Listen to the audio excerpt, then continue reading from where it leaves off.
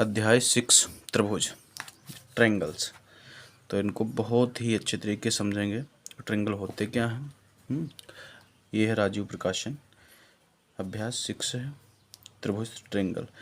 इसके बारे में समझ लेंगे, बहुत अच्छे समझ में आएगा। समरूप और सर्वांगसम कब कब होते हैं, चलो अच्छे से देखते हैं।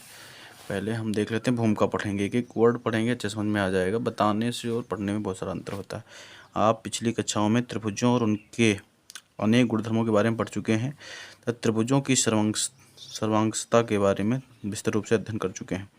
दो त्रिभुज सर्वांगसम तब होते हैं कहे जाते हैं जब उनमें समान आकार तथा समान अमाप हो।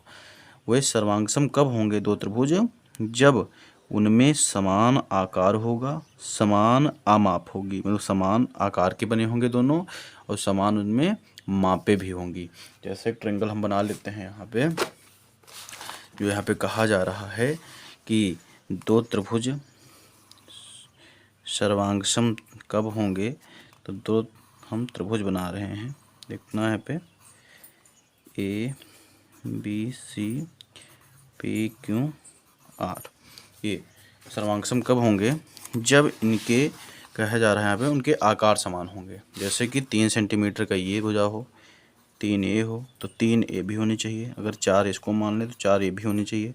अगर 2 मान लें तो 2A भी होनी चाहिए। उनकी समान जो है आकार होना चाहिए और समान मापे होनी चाहिए, समान उसका आकार होना चाहिए। अगर ये AB और BC AC PQ QR PR ये समान हैं, इनके भुजाएं भी समान हैं, आकार भी इनका समान है, तब हम लिख सकते हैं कि त्रिभुज जो है ABC सर्वांगसम समरूप होगा। सर्वांगसम कब होगा? PQ आर के, तब ये सर्वांगसम होंगे त्रिभुज। हाँ, तो ये सर्वांगसम का यही डिफिनेशन होती है। इस अध्याय में हम ऐसी आकृतियों के बारे में अध्ययन करेंगे जिनका आकार समान हो परंतु उनके अमाप का समान होना आवश्यक नहीं है, क्योंकि उनका आकार समान होगा लेकिन उनकी मापें जो हैं समान नहीं होंगी। समरूप आकृतियाँ देखो, समरूप कौन सी होती हैं? खासकर आपको समरूप आकृतियों के बारे में इसमें ज़्यादातर क्वेश्चन आएंगे समरूप आकृतियों से पढ़ने के लिए। तो देख लेते हैं समरूप सर्वांगसम। आप सर्वांगसम आकृतियों के बारे में पढ़ चुके हैं। सर्वांगसम आकृतियाँ प्रत्येक प्रकार से एक दूसरे के समान होती हैं। सर्वांगसम आकृतियाँ प्रत्येक प्रकार से एक दूसरे के समान होती हैं। अब हम उन आकृतियों पर विचार करेंगे जो समान आकार की तो हैं परंतु यह आवश्यक नहीं कि समान अमाप की हों, साइज की हों। अब हम उन आकृतियों पर विचार करेंगे समान आकार की तो हैं, समान शेप उनका बना हुआ है, लेकिन आवश्यक नहीं है कि उनकी जो मापें हैं उनकी साइज हों वो बराबर हों। आकार उनका सेम होगा लेकिन उनकी मापें जो साइज होगा वो डिफरेंस होगा। इनके बारे में पढ़ेंगे। वे ऐसी आकृतियों को समरूप कहा जाता है। समरूप समान रूप की तो होती हैं लेकिन उनकी जो है लंबाई चौड़ाइयाँ अलग अलग होती हैं। चलो देख लेते हैं इसमें। दूसरे शब्दों में दो समरूप आकृतियों में से एक आकृति अन्य पैमाने पर दूसरी आकृति का ही रूप है। देख लेते हैं। कोई भी दो रेखाएं, जैसे ये दो रेखाएं बनी AB और CD, कोई दो रेखाखंड सदैव समरूप होते हैं। कोई दो रेखाखंड सदैव समरूप होते हैं परंतु इनका सर्वांगसम होना आवश्यक नहीं, लेकिन सर्वांगसम नहीं होंगे।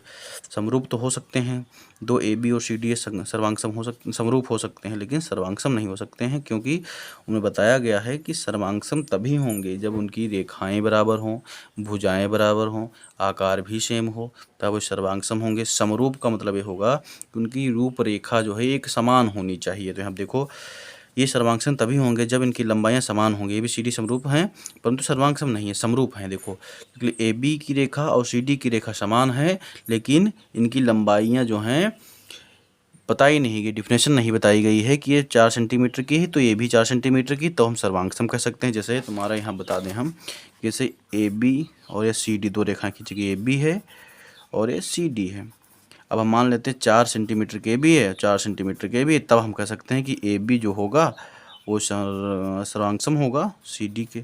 लेकिन यहाँ पे कुछ और ही है, AB समरूप हम कह सकते हैं, CD है केवल। ठीक है, हम सर्वांगसम नहीं दिखा सकते। सर्वांगसम यहाँ पे होगा भी नहीं क्योंकि AB रेखा देखो छोटी है, CD बड़ी है, तो इसकी डिफिनेशन यही होती है। समरूप जो होती हैं रेखाएं, कोई दो रेखाखंड सदैव समरूप होते हैं परंतु उनका सर्वांगसम होना आवश्यक नहीं होता है। सर्वांगसम तभी होंगे जब इनकी लंबाइयाँ समान होंगी। जो लंबाइयाँ इनकी समान होंगी तभी ये सर्वांगसम होंगे।